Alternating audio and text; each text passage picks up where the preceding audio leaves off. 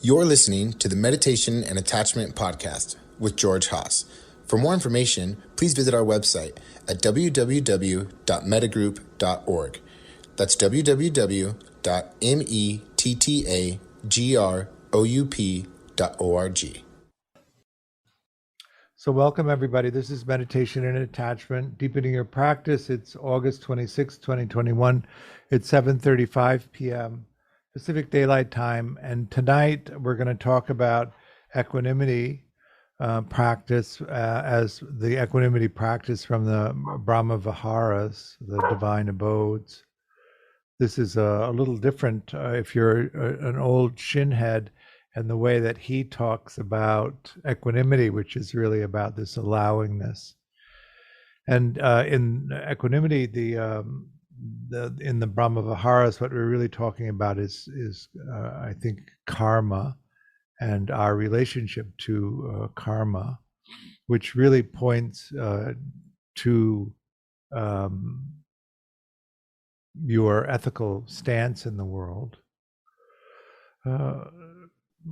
One of the ways that we tend to consider karma is that good karma is when we get the things that we want, and bad karma is when we don't get the things that we want. And this isn't necessarily a good gauge of what is good karma and what is bad karma.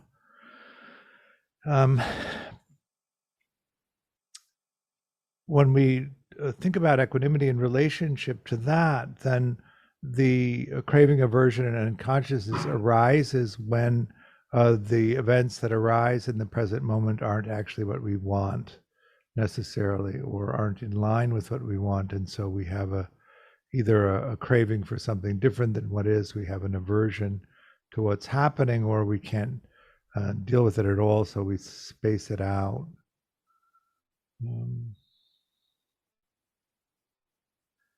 I've had a lot of discussions with Dan about this, and he supports this position that I tend to take along this line, which is, if you live an ethical life, then the things that happen are in the range of good karma, whether they're the things that you want or you don't want. And how does that land for you? One of the things that I found was really illustrative of this for me was that I've been working for quite a long time to try and open a meditation center, and we got very close in December of 2019 of opening the center, and then there was a bunch of things that got in the way of that happening. And this is, I found it to be very distressing, because I'd spent years working at trying to get this to happen. And then, if you may remember it, in March, COVID hit. And had I been able to force the center to open at that time, we would have gone bankrupt very quickly, because COVID would have restricted people's ability to attend the center. And so it was very reminiscent of the story of the farmer and the horse. Do you know the story I'm talking about? A farmer has a horse which he uses to plow his fields, and he's poor, and it's really his only valuable possession. And one morning he comes out and goes to the corral to find the horse is missing. And his neighbors come by and they say, "What terrible luck you have. You have the worst luck out of all of us." And the farmer says, "Good luck, bad luck, who knows?" 3 or 4 days later, the horse returns with 3 wild horses. And when he comes out in the morning, there are 4 horses in the corral. And his neighbors come by and say, "You have the best luck. You have the best luck out of all of us." And the farmer says, "Good luck, bad luck, who knows?" The next day, his eldest son goes out to try and break one of the new horses. The horse throws him and he breaks his leg. And the neighbors come by and they say, "You have the worst luck out of all of us. Out of all of us together, your luck is the worst." And the farmer says, "Good luck, bad luck, who knows?" And then a few days later, a warlord comes through the town and he conscripts all of the able-bodied oldest sons to go to war, but because the farmer's son has a broken leg, he's left behind. And so the neighbors come by and say, you have the best luck out of all of us. Out of all of us, your luck is the best. And the farmer says, good luck, bad luck, who knows?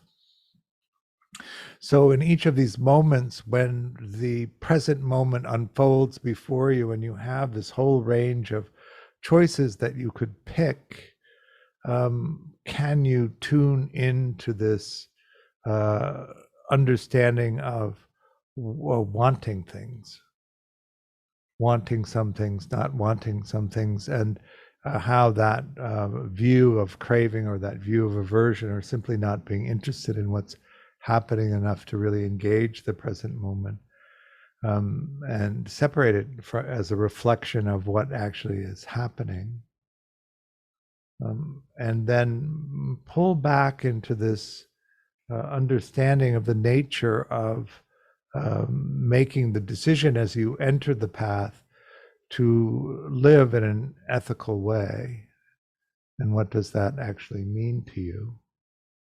What is it to be take an ethical stance in the world that we live in?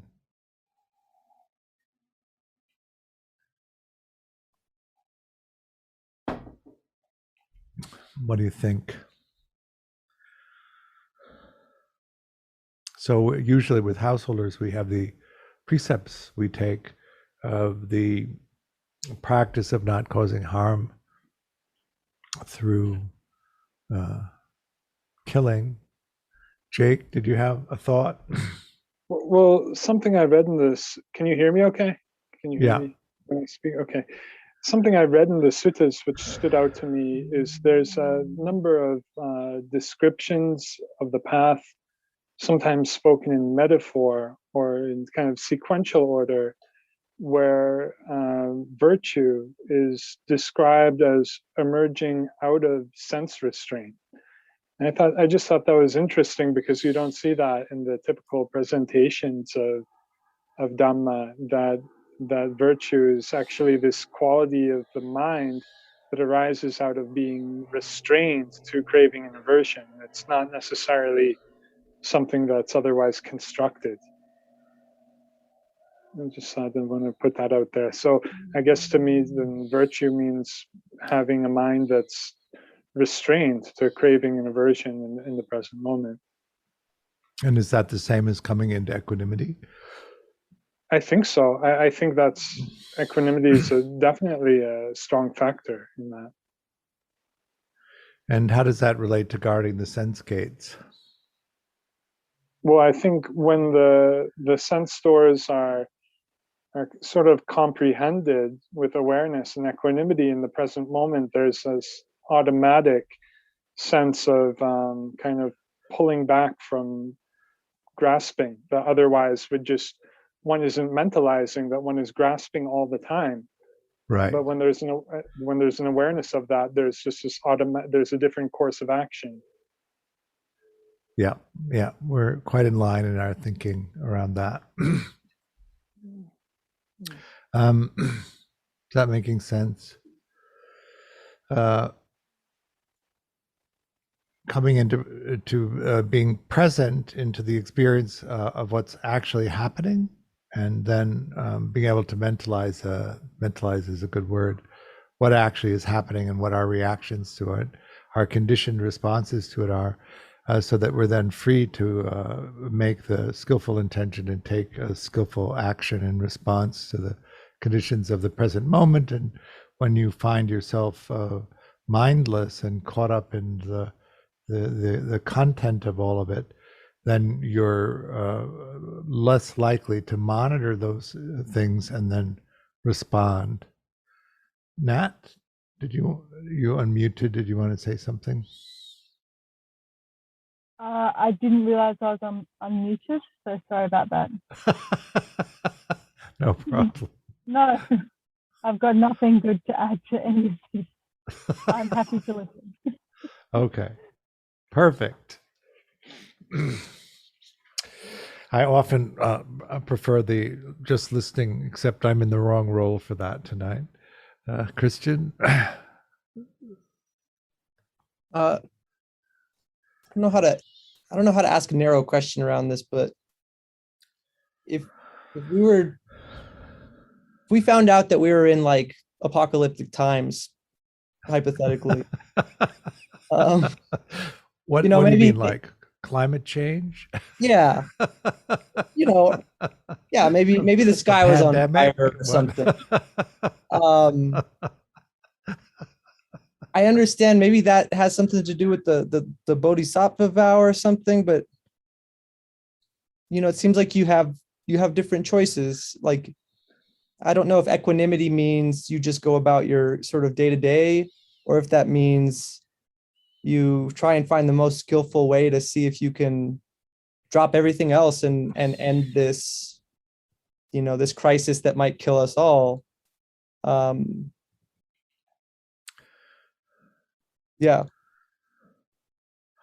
So the traditional phrase is things are just as they are, things are impermanent, joy and sorrow arises and passes away. So this is an acknowledgement of impermanence and that the conditions are as they are.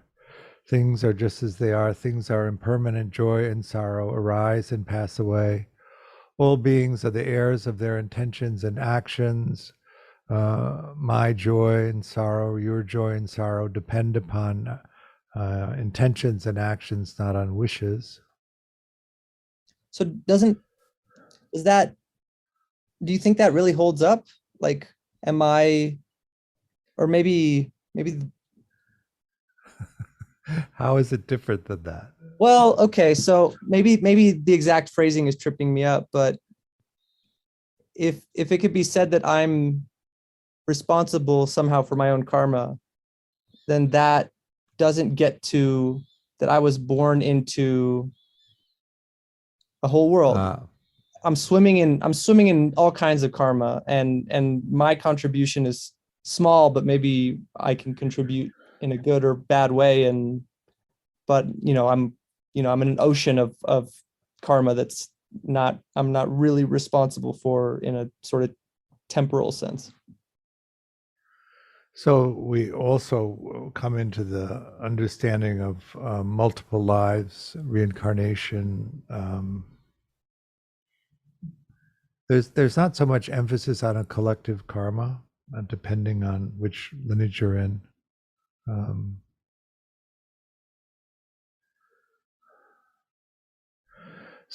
But I think that in when we talk about this in terms of attachment and also Western psychology, we have the idea that there's a single life that we're born into, and particularly with an attachment focus, when you're looking at how the conditions of your early childhood experience affected you and created really the being that you are. What was your karmic responsibility when you were 6 days old or 3 weeks old or 10 months old? When you were taking in these experiences, you obviously at that age don't have much in the way of a cognitive ability to interpret these things and then make intentions and actions, and yet we still respond to the reactivity of the present moment. And we make choices about how to respond to them. We make intention and take action, and then the fruits of those actions come back at us.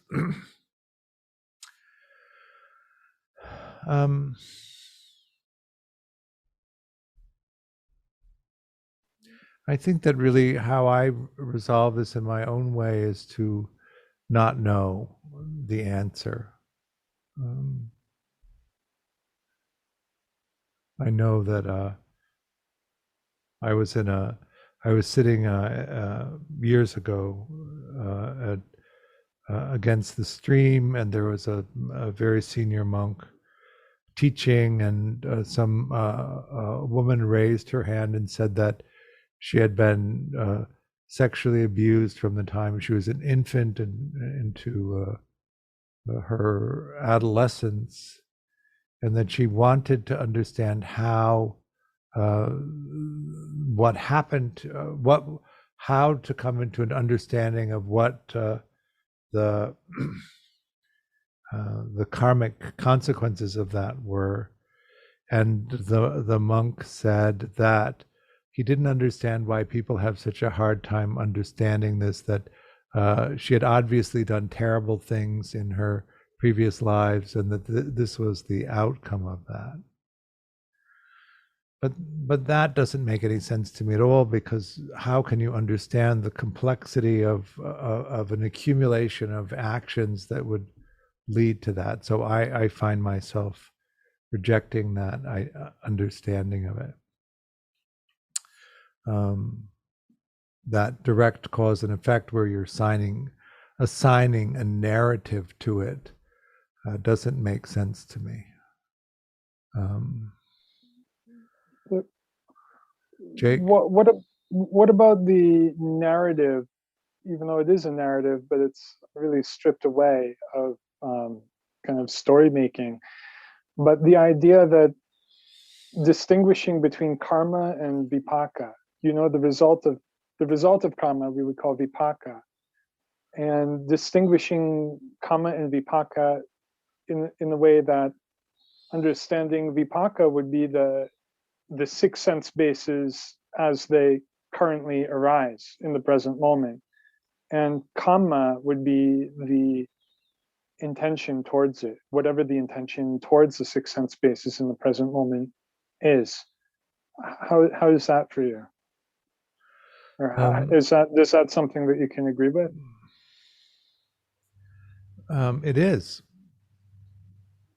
So vipaka would always be, in the present moment experience, we would be experiencing the six sense bases that are the result of past conditions. Right. And then how would you tie that into the experience of self? Well, self is a thought form. It's a conceptual ideation that arises in conjuncture with the mind base in the present moment. So I guess how one relates to their own mind in the present moment would distinguish what type of self-experience would be arising.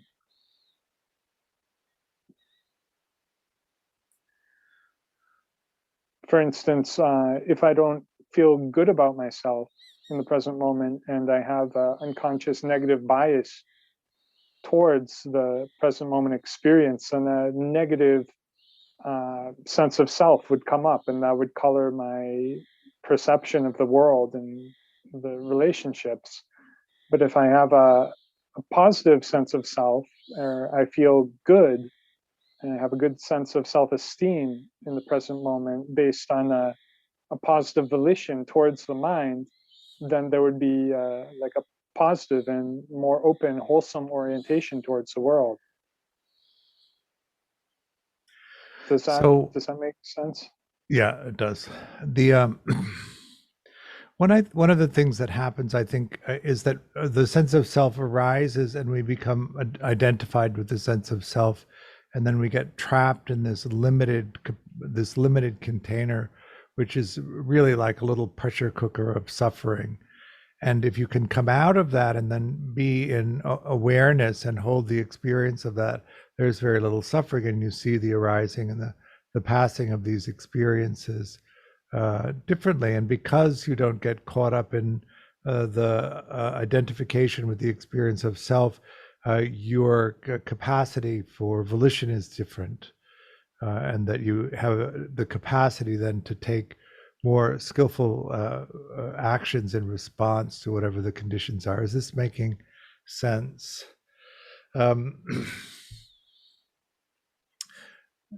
Do you notice when you're caught up in the experience of self and you're trapped? And do you notice when you're not caught up in the experience of the sense of self, or the sense of self isn't present? And how much capacity do you have to move in and out of that? One of the things about the sense of self that's interesting to notice is that It's if we were to talk about it in a Western sense, a gist, an algorithm, a formula that creates the experience of self that arises in the present moment and is conditioned. And depending on the quality of that working model, what's it's made out of in order for it to arise, you can have a positive experience or a negative experience. If you have a lot of negative experience of the self when it arises, the present moment fills with the negative experiences associated with it. And there can be an aversive reaction to that, which then becomes the root of self-hatred, self-difficulty with a sense of self, because each time you have an activation of self-experience, you're filled with these negative experiences. One of the reasons that we focus on the Brahma Viharas and the development of these positive states and then practice in relationship to the self is to associate these positive states with the experience of self, so that when the self activity arises, it's a pleasant, positive experience. And so in that way makes it easier to become equanimous with it rather than aversive to it. Or maybe there's a sense of craving. If we look at dismissing people and that sort of inflation, they might be craving that the high that comes from that exaggerated positive experience of self. How do you move out of that? Or how do you comprehend this if your main way of relating to things is in the self-experience, which is this very limited way of being, when what Jake is talking about, this place of awareness and not being caught up in it. And if you don't have the capacity really to shift into this other place, we always are trying to reflect through the self system to understand these things. And it's one of the reasons why it becomes so difficult. It's also one of the reasons why it's difficult to explain, because you can be in the experience of awareness where all of this makes perfect sense and is easy, and then you're trying to strip it down and compact it in such a way that it can then be explained to the self experience that would then understand it. Is that making sense? Whereas if you experience it and the wisdom mind knows it, that makes perfect sense. And then you have to come into this place trying to explain it to the limited identity, particularly if the limited identity is conditioned in a way that it's constantly in a negative state, right? Is that making sense? Christian. Is there a mentalization aspect to that? Because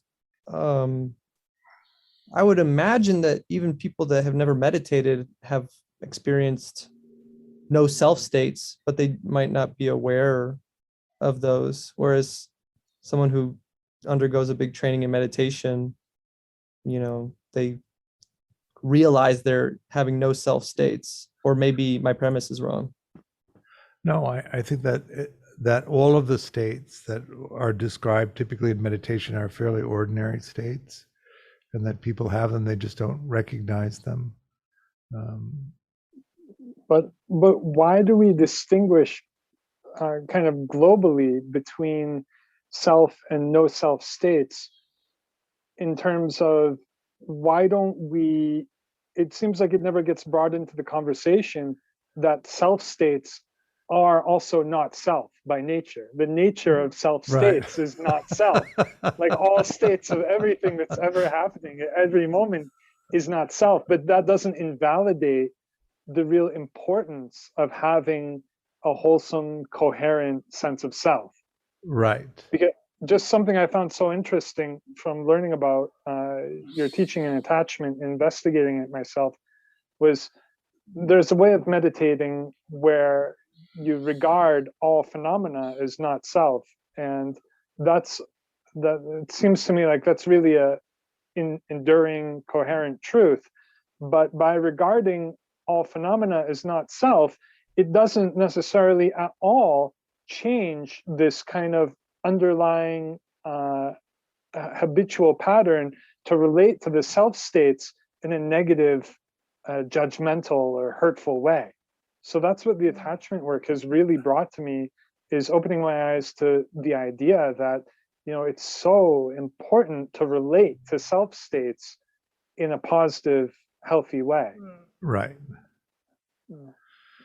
If you've sat with Shinzen for a long time, he describes it as the coming and going from the self state with no preference. If you'd been around long enough and you sat with the Sasaki Roshi, one of my favorite metaphors that he used was that my job is a travel agent taking you effortlessly from heaven to hell. So he would equate hell as the self state and heaven as the non-self state. But that's really messed up. That's really messed up when you think about it. Wait, can you hear me?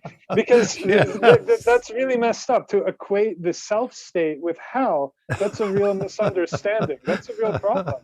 Because we all live in the self state habitually, the majority of our waking lives. And if we think that that's hell, we're really harming ourselves, and we're developing a negative judgment against the natural phenomena of our body and mind. So that's not an attachment-informed perspective. Right.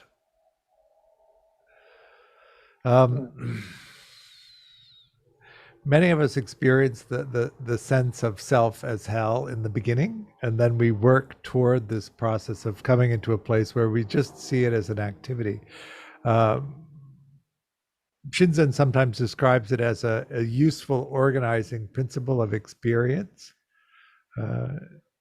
Dan, teaching from the Tibetan perspective is you just shift out into awareness, and the self activity arises and passes in the same way that all sensing experience arises and passes without a more particular emphasis on it. It's just another activity that arises and passes, which produces no suffering.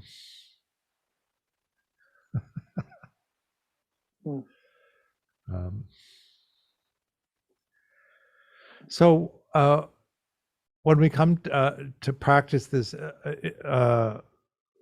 we're usually coming in through the self-experience and coming in from the experience of suffering that the self-experience causes us, and we have not a lot of agency in moving in and out of the self-experience.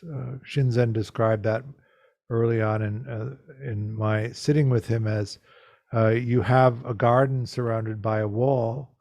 Outside of the wall is jungle, and inside the wall is a highly manicured garden, and there's a gate. And the idea is to be able to move effortlessly through the gate into the manicured garden of self, and then out into the jungle of just beingness. And that sometimes you can get trapped, and you can get effectively trapped on either side of the gate. If you get trapped on the self side, then there's a lot of suffering. But if you get trapped on the wild side, then there's no way to form a sense of self. So there's no way to interact with skill in the householder's life or in interaction with other people. But so we're why? But why would it be so bad to be trapped in your home with a nice garden? If you take care of your yard and your garden, and you can get everything you need there, you can grow flowers and vegetables and everything, it's great. But if it's just like old dump trucks and garbage and like all of this stuff, then we think it's so bad. We think it's terrible. We have to get out of it. We have to get away from it. But we have to. It's just such an interesting conversation to see how like this whole dialogue is changing through the attachment metacognition informed perspective.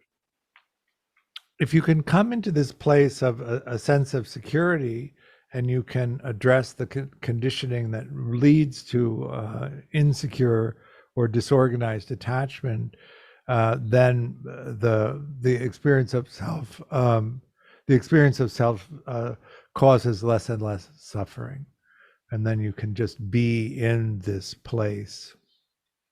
It does produce the same conditioned life, and then this deeper understanding of the impermanent nature, even of the body that you live in, and that coming and going and all of that stuff, aging.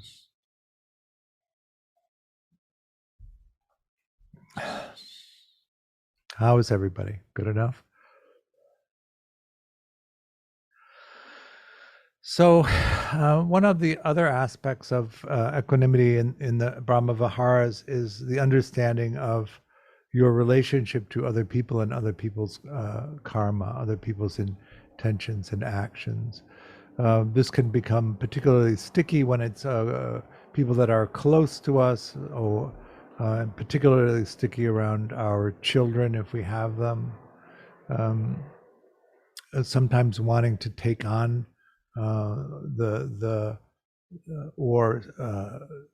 take on the outcomes, moving out of the experience of just the being in the experience, and then seeing the consequences, particularly in relationship with other people. How do you take care of people in such a way that they're free to explore in whatever way they want to, and collect the consequences of the actions that they take, and then you not then be filled with craving, aversion, or consciousness around what those actions and outcomes might be? How do you stay in balance with that as part of this?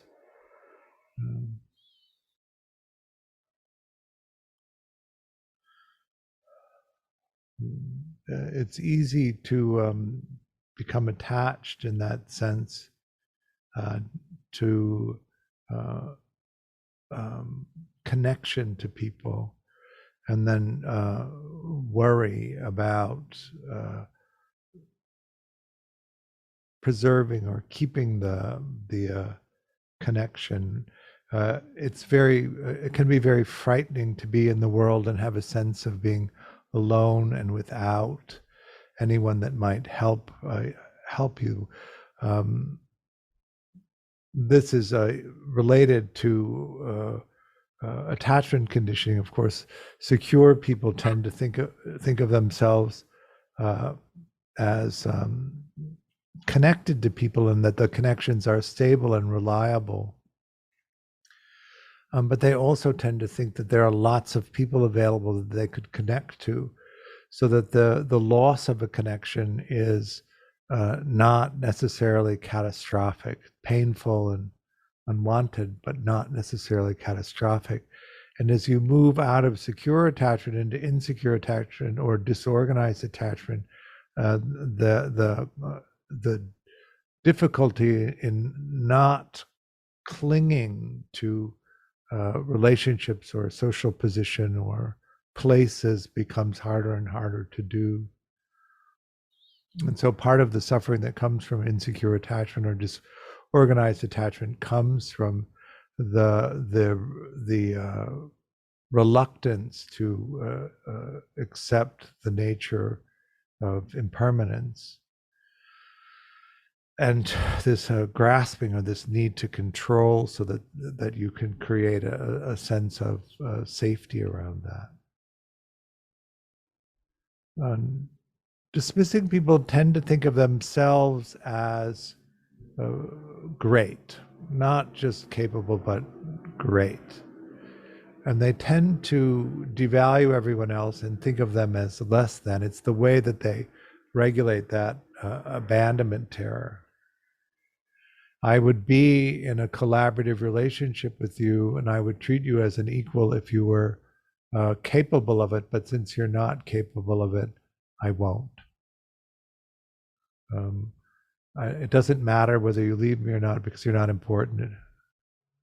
And so I don't have to risk attaching to somebody who would be important that I would experience the loss of. So their view is that they're great and everybody else isn't. So secure people think of themselves as capable, and they think of the world as filled with people who would be happy to be in relationship to them and meet their needs. Dismissing people think of themselves as great, so great, in fact, that they don't need to collaborate in relationship, that they can just transact it and take what they want. Preoccupied people think of themselves as incapable, and if they can just get somebody to take care of them, they'll be all right. So they see everybody else as capable and themselves as incapable. And disorganized people think of themselves as incapable, and they think of everybody else as dangerous or hostile. So the only attachment outcome that creates that double whammy of I'm incapable and actually people are dangerous and I should stay away from them is the disorganization. Hey George, can I ask a quick question? What Sure. do you mean by capable? I mean, I know what that word means. What do you mean by it in this context? Capable of getting your needs met, capable of meeting the needs of other people. Okay, so it's not like a broad sense of arrogance. It's just that specific definition that you just gave. Yeah.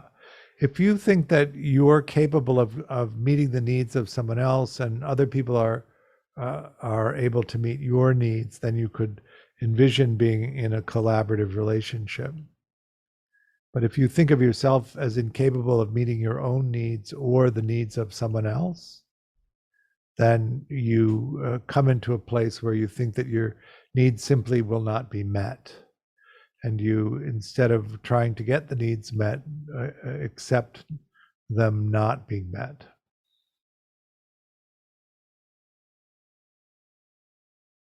Okay, thank you. Yes, Jake.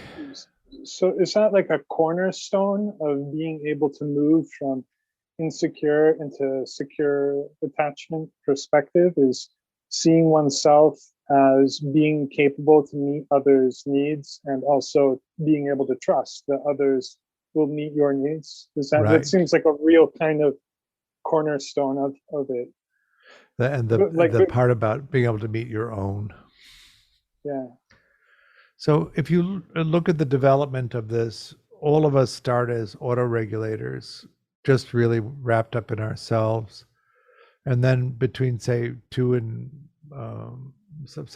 5 and 8 months, the brain develops enough that we can actually recognize that other people come and take care of us. And if they're reliable enough in coming, we move from the orientation of auto-regulating to the orientation of externally regulating. We begin to rely on somebody else for regulating our experience. If they come reliably enough, we begin to count on the availability of the person, and we move into a sense of security that they're going to be there when we need them. And that opens up the capacity to collaborate with them. So what that means is that you're free to express yourself authentically in what you need. You're communicating in a way that can be understood. It's being mirrored back to you so that the communication is validated, and then the need is met. So you develop this sense that if I express myself authentically in the moment, it will be received in a good way. I'll be understood, and then my needs will be met. That begins this collaboration where you're willing to express what your needs are and somebody else meets the needs.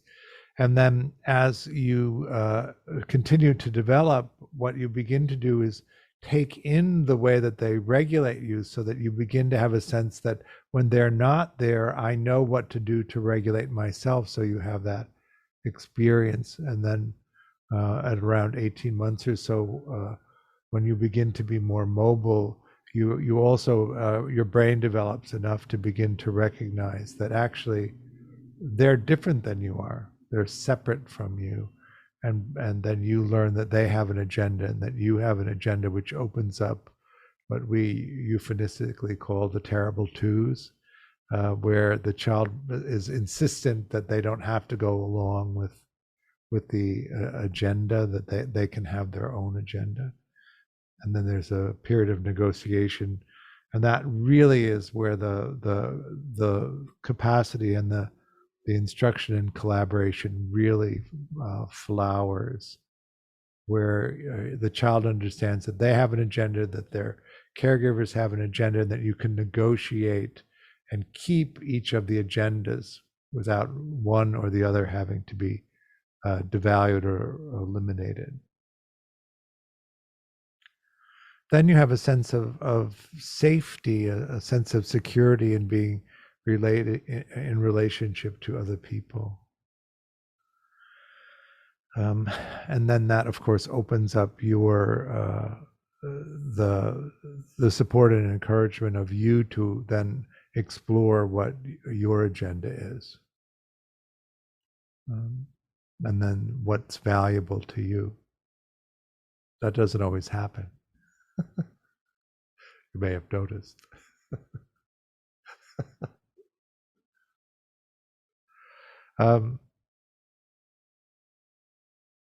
So views, you could call these views attachment views. Do you think of yourself as capable then of pursuing your exploration, and capable of taking care of yourself, and capable of forming the relationships that you need to support you so that you are able to go deeply into the things that have meaning to you, or does the views limit that possibility so that you aren't actually free to do it because you can't see the possibility of it, not so much whether you have the innate capacity to do it or not. That all making sense? When we talk about the long goal of meditation, which is this deep understanding into the nature of the true nature of things, any of these adversive attachment conditions can interfere with your capacity then to explore and pursue it. And so then you get stuck in these cycles of not really being able to discover what it is that you need. All making sense? What if we do some practice?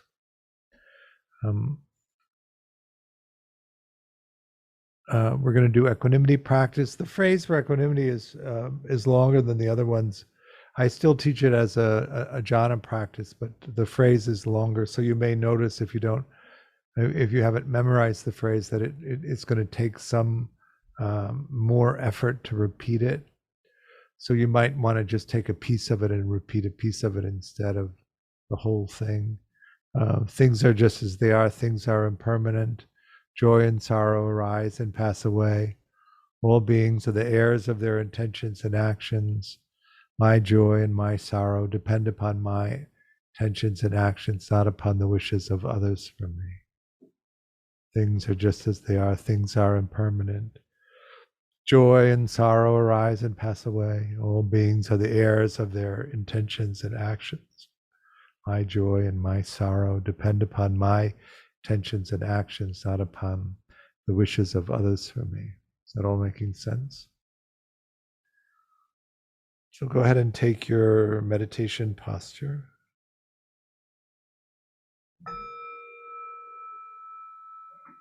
So, what's coming up around here is in September, I think in about 2 weeks, we're starting another level 2. There's a few spaces left in that, I think. If you're interested in that, you can register on the website. We're going to do another level 1, I think, in November. That should be up on the website soon. In December, we have a retreat. Right now, it's scheduled as an in-person retreat at the Seven Circles Center. I think there's 10 spaces left in that.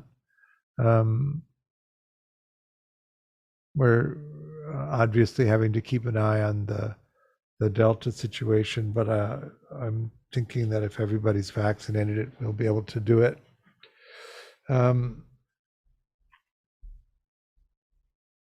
that takes us to the end of the year. This class is continuing on Thursday nights. I offer the teaching freely, but I do hope you'll make a donation. There's a link to make a donation on our website. I offer the teaching freely, and then you make a donation, which supports me and also the work that Mettagroup is doing. And so that's very useful. I appreciate your coming. Thank you so much. And Christian? George, I have a Zen question that I think relates to our meditation. So a householder with secure attachment goes and visits a monastery to do like a retreat for 10 days. And the monastery is just like a couple streets down from the red light district.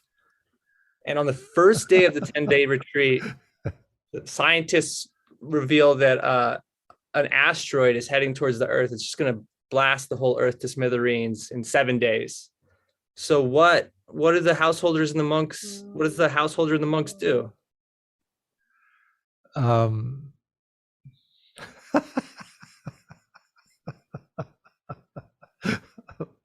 I'm still unclear what the proximity of the red light district has to do with it's just a big city. It's a big, dirty city. If it were me, I would just go and thank all of the people who I love for their kind care. Okay.